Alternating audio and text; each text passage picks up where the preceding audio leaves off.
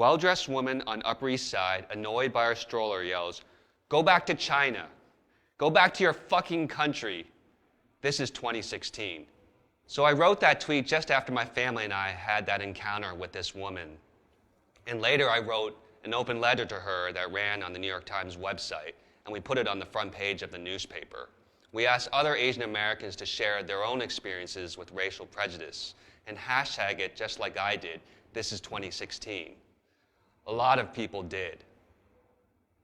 So I was leaving the stage door of Mamma Mia, where I had been working for several years, and was talking to this wonderful, lovely Midwest couple. And after our conversation, they look at me and say, "When did you move to this country? Your accent is almost perfect."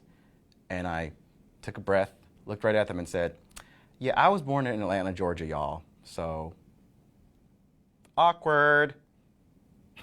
My history teacher asked in class, "Is your Chinese name Ching Chang Wang?" I heard all Chinese names sound like that. Hashtag this is 2016. A man yelled across the street to another group of men, "Hey, you have an egg roll coming your way." This is 2016. Where do I start? How about this one? Once asked, quote, "Is your peripheral vision as good as mine? Or better, 'cause you know, your eyes." This is 2016. Is it true that Asian women have slanted vaginas? This is 2016. Dating as an Asian male, seeing profiles listing preference as, quote, all-American, getting replies like, quote, no chinks. This is 2016. So this happens in the back of a lift pool. I get inside the car and the guy starts asking me, "Where are you from?" Dreaded question. And I say, "I was born in the States, but I lived in Korea for a bit." And he says, "Wow, your English is so good." And I say, "Well, I said I was born in the States." And he keeps pushing, saying, "But you're so articulate. Your English is impeccable." At this point, I am about ready to tell the Lyft driver to tell this guy to just jump off onto the West Side Highway. When I was in the U.S. Army, our drill sergeants used to tell us that we're not white, black, yellow, or brown, that we're all Army green. Yet when a fellow soldier called me Private Ching Chang, when a drill sergeant told another fellow soldier that she would kick her butt back to China, and by the way, she's from California, we had to fight to convince them that we were as American as they were, willing to fight, bleed, and die for this country, yet that was the struggle we took on. Too many for one tweet. In some, living in New York City, I still regularly get, "Go back to China." "Hello, China doll." "Konnichiwa." This is 2016. In college, a roommate's girlfriend, she asked me if I spoke Asian. She also asked if I saw everything in widescreen. Last month, I watched a white man who I consider to be progressive pull back his eyelids to describe Asian people. When I was 7, my father had to explain the word chink to me because a neighbor had spray painted it on our front steps. I'm Korean. Late night, packed subway, I brush up against a guy and he screams at me, "Go fucking make my Chinese food." And like, I don't even like to cook. My brother comes home and tells me his boss at school calls him Bruce Lee and Tinkerbell, and his friends started to do the same. They were his friends for his whole life.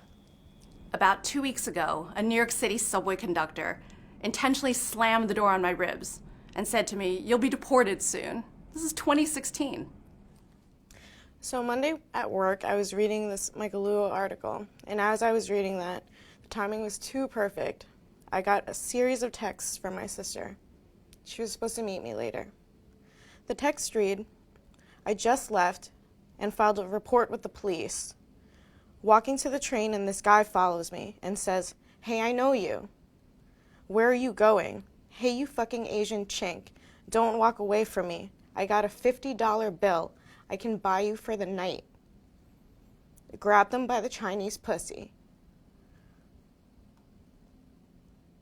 After reading that, I tweeted, "I received these texts from my younger sister as I was reading your article, and we're first-generation Filipino Americans. Hashtag this is 2016. First of all, I'm a physician, and I've gotten the chance to work in all different parts of the country. The one thing I've noticed, though, regardless of where I work, is I always seem to be encountering the same question, being, where in the world did you ever learn to speak English so well? If I wasn't looking at you or speaking to you on the phone, I would never think you were Oriental. The question never failed to take me aback, considering the fact that I went to school in Boston, I went to school in Buffalo, New York. So the first thing I ever think of myself as is a New Yorker, not as an Oriental. Quote, your people are all like this. Man at JFK after I asked him to unblock the security machine. He was playing on his phone. I went to my college's financial aid office for a scholarship problem. Explained in detail. Guy, quote, so are you an international student? Doorman, assuming that I'm a delivery guy because I'm holding a plastic bag. This is 2016. As an Asian American born in Bay Ridge, Brooklyn, I sympathize with your situation. Recently, I was walking with my husband of 20 years. He happens to be Jewish. He said to me, I never realized people look at us differently. And I was shocked. I said, are you kidding? Of course we are different. I am different. I am not white. I am a person of color. And the other night at the Taylor Mack concert, Taylor Mack told all the white people in the center section of the audience to go to mimic a whitey-flighty to allow people of color to enter the more privileged seats. My husband got up, he turned to me and said, aren't you coming with me? And I said, no, I'm not white. I am a person of color. A former boss said she always hires Asians because they make the best workers. This is 2016. Colleagues have asked, without malice, when does your work visa end? I was born here. This is 2016. So this happened in Brooklyn. I was walking to the subway and approaching me, there are two tall, young white guys, and they stopped me. They started speaking gibberish and sing-song, and I didn't quite know what was going on. And then I heard it, Chinny China, go back to China. And then I knew it was about race. It was not a good feeling, but in a way it was kind of a relief because, you know, we named it and at least we're talking about it.